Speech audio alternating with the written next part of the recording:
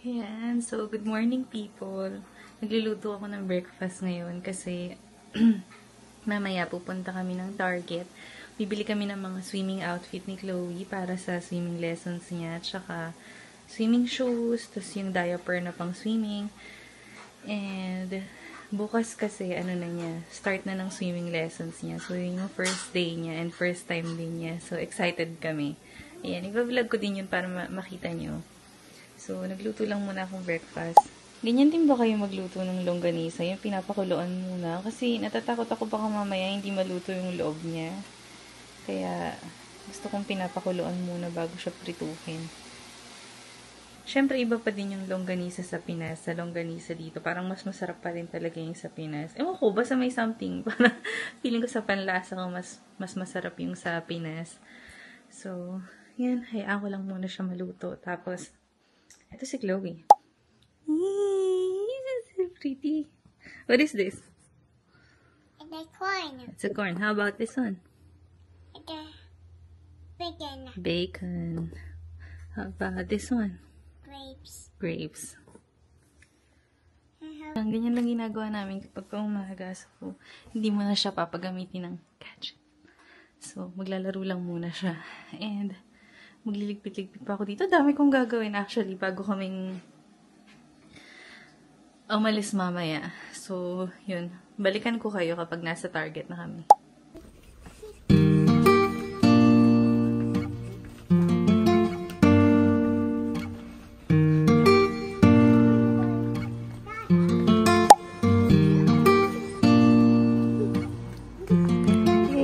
Okay, hold my hand. Excited?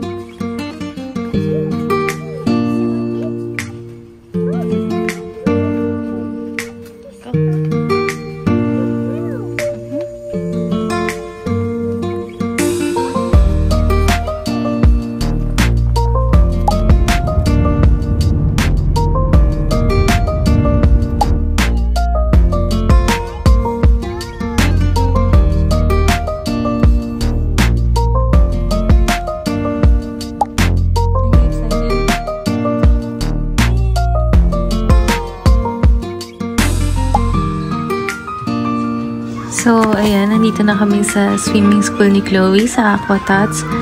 And kami yung pinakaunang dumating dito kasi siya yung first class. Super aga niyan. And ayan na siya, nagsa-start na siya. Actually, marami nagtatanong sa akin sa TikTok kung magkano nga ba yung swimming lessons dito. And then, nasagot ko na siya.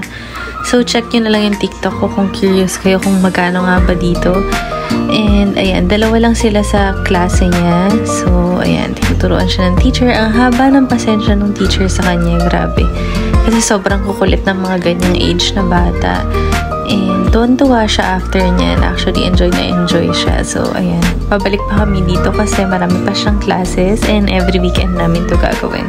And per session nga pala is 30 minutes siya. So, maghihintay ka lang dyan sa waiting area habang nag-aaral yung anak mo ng swimming. And dumadami ng sobrang tao dito as in to the point na minsan wala nang maupuan yung ibang parent kasi madaming nagsiswimming lesson. Kaya mas prefer ko yung pinakaunang class. And ayan, check niyo yung website nila. Actually, ilalagay ko dito yung link. Kasi highly recommended talaga. Maganda talaga and para sa akin kasi sobrang importante na matutunan yung basic swimming skills tsaka survival skills kasi hindi ko to natutunan nung bata ako kaya ngayon lagi akong takot na takot sa tubig kahit nga sa bangka lang takot na takot ako. So ayaw ko si Chloe maging ganun and gusto ko talaga maging super active niya kaya in-enroll ko siya dito and naghahanap pa nga ako ng ibang activities para sa mga toddler para may iba pa siyang magawa like gymnastics, ganyan or kahit anong activity, siguro mga sports, ganyan tumitingin din ako kaso masyado pa kasi siyang bata sabi ng ibang schools na pinagtinginan ko. So kung meron kayong masasuggest na pwede sa mga 2-year-olds, paki-comment na lang sa comment box. Salamat! And then yan, sakto after 30 minutes natapos na yung swimming lessons niya and pupunta naman kami sa downtown kasi doon na lang kami magla-lunch kasi weekend naman, pag weekend talagang umaalis kami. So ayan siya, sobrang saya, diba? Swimmer na daw siya. So yan, papunta na kami dito ng downtown San Diego and ang ganda ng view dito, no? Daming puno. And ayan, ito na yung downtown. So usually kapag weekend dito kami naglalakad-lakad. Yan, ang daming mga nakapark na mga ship, mga museum, daming pasyalan dito. Sobrang dami mong magagawa. And marami ding mga kainan. So yan, tapat niya may mga hotel, coffee shop, yan. Ito yung isa sa mga pinaka-favorite kong coffee shop kasi mura lang din yan. And yan, may mga cruise ship din na dumadaong dito, kagaya niyan. And ito, yung mga bangka na yan, itutour ka nila around the area. So yan, upo lang kami, nayaan namin si Chloe maglaro-laro dyan habang kami nagre-relax. So yan yung mga ginagawa niya. Binibilang niya ata yung dahon dyan. Ewan ko dyan kung anong ginagawa niya. So yan, nakaka-relax dito sobra. Kiss mommy. Kiss mommy. Kiss mommy. Kiss mommy.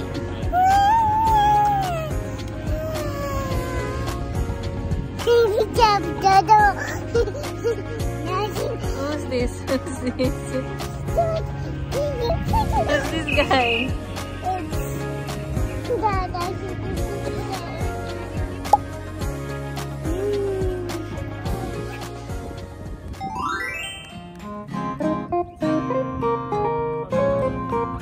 Eto na yung next day. So, Sunday na, weekend na naman. Nandito na naman kami sa may downtown San Diego. So, ito yung other side ng downtown San Diego. May malaking park dyan. Tawag dito is Seaport Village. So, yan.